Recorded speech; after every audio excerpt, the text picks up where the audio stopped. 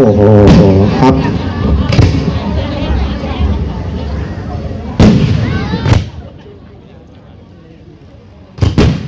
ช่างภาพถ่ายภาพอุตลุดเลยตอนนี้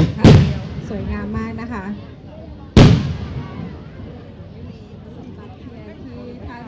ถืออยู่ในขณะนี้นะคะขอให้ท่านนำไปบูชาที่บ้านนะคะเก็บไปบูชาที่บ้านนะคะเพื่อเป็นสิริมงคลกับตัวท่านเองนะคะ